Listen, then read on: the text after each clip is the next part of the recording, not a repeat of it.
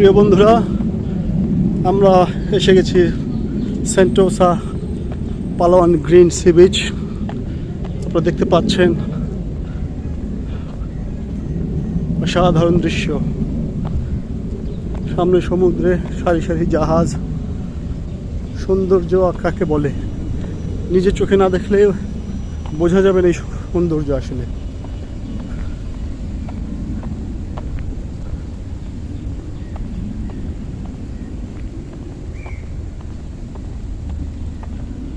আপনারা দেখতে পাচ্ছেন সি বিচটা কত সুন্দর সবুজ ঘাস দিয়ে সাজিয়ে রাখা হয়েছে। মেরিন ড্রাইভ করে রাখা হয়েছে। আমরা এখন মেরিন ড্রাইভ উপর দিয়েই হাঁটছি। অত্যন্ত সুন্দর এবং ন্যাচারাল এনভায়রনমেন্ট, যা বলে শেষ করা যাবে না। এই দেখতে পাচ্ছেন সমুদ্রের মধ্যে সারি সারি জাহাজ বিভিন্ন স্টেজে দাঁড়িয়ে আছে। কেউ আছে গভীর সমুদ্রে, কেউ আছে সমুদ্রের তীর ঘেঁষে, আবার কেউ আছে মালবাহী সমুদ্র।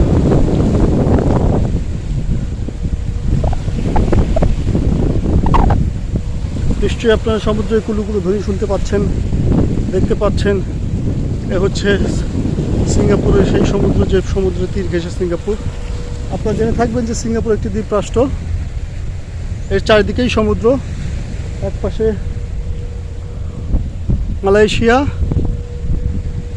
এবং সিঙ্গাপুরের মধ্যে একটা নদীও আছে, যদিও সেটাও সমুদ্রেরই অংশ।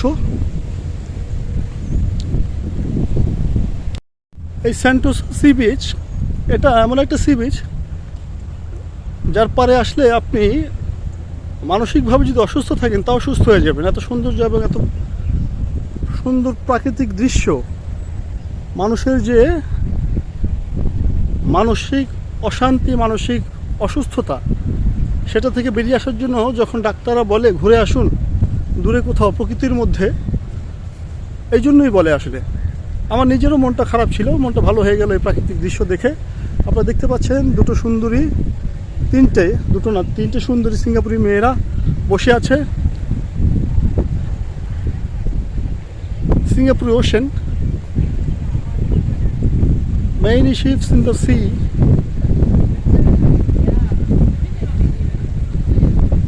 অত্যন্ত সুন্দর এবং প্রাকৃতিক দৃশ্য, যা দেখে আপনাদের ভালো লাগবে। দেখুন সমুদ্রের মধ্যে many types ship, big and small ship.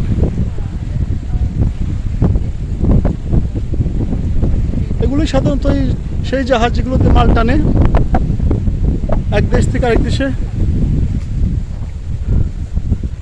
দেখছেন সমুদ্র তীর ঘেঁষে কত সুন্দর প্রাকৃতিক দৃশ্য, গাছপালা লাগিয়ে রেখেছে। বাংলাদেশ হলে তো এটা তো হারাই সর্বনাশ হয়ে যেত ভাই।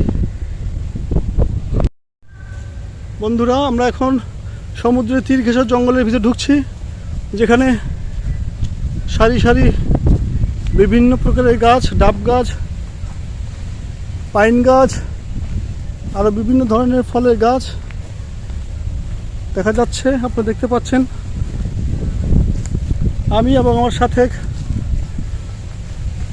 দেশি ভাই আছেন, তিনিও ইউটিউবার। ওনারা একটা ট্রাভেল ব্লগ আছে। আমাদের পরিচয় হয়েছে সিঙ্গাপুর এসেই। তারপর আমরা দুইজন একসাথে বেরিয়েছি ট্রাভেল করতে। এই দেখুন, আমরা একদম সমুদ্রের তীরে চলে আসলাম। সমুদ্রের কুলুকুলু ধ্বনি, ছুলো ছুলো ধ্বনি আপনাদেরকে শোনানোর জন্য। অসাধারণ এই দৃশ্য, না দেখলে বোঝা যাবে না।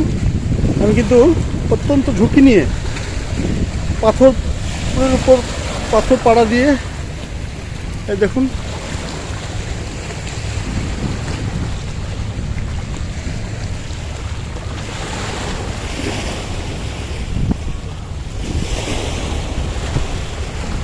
কি সুন্দরভাবে সমুদ্রে ঢেউ এসে আসছে পড়ছে পাথরের গায়ে, আর ছলাৎ ছলাৎ শব্দ করছে।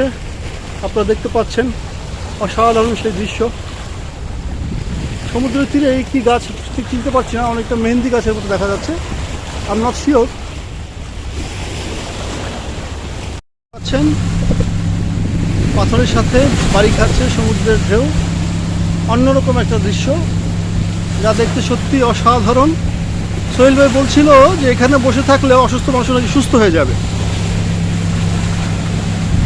তো আপনাদের কার কি মত নিশ্চয়ই জানাবেন আমার এই ভিডিও দেখে।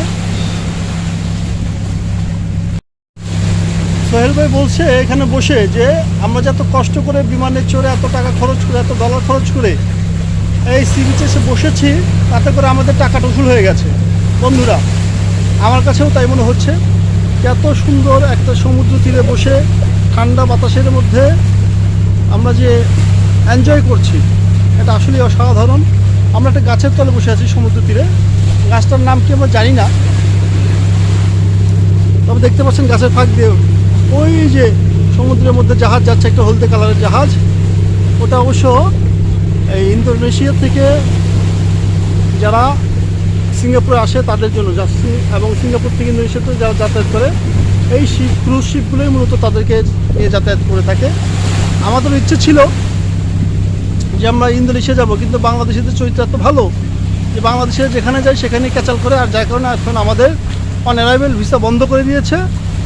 আর সেই সাথে এখন আমাদের ইন্দোনেশিয়াতে যেতে হলে নতুন করে ভিসা নিতে হবে। হাতে এত সময় নেই, কাজে এবার যাচ্ছিলাম, পরের বার যাব, তখন আপনাদের সাথে আবার ইন্দোনেশিয়ার ট্যুর শেয়ার করব।